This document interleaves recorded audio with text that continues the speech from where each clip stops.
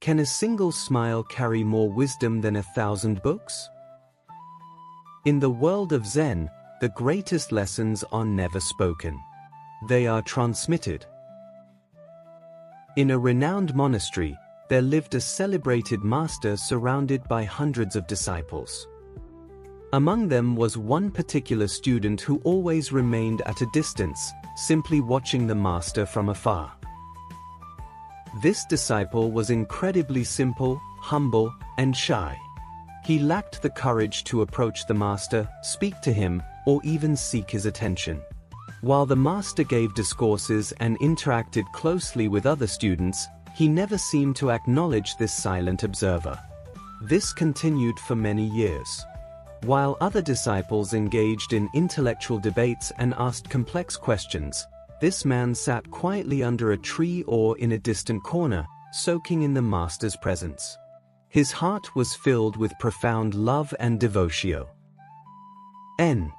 One day, after finishing his discourse, the master was walking away when he suddenly stopped. He turned and looked past the crowd, straight at the disciple standing far off in the back. It was a gaze of immense depth. In that moment, the master looked at him and smiled. It wasn't just a physical smile, it was as if the master's entire inner light was being poured into the disciple through that one expression. At that very instant, the disciple attained enlightenment. This story explains several spiritual truths. The real wisdom is not transmitted through books or lectures.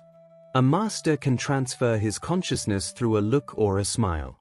This is known as silent communication. Real wisdom isn't taught, it's caught. If you are empty and ready, even a smile is enough to wake you up. Those years of waiting in the distance were not in vain. The disciple was making himself empty like a vessel.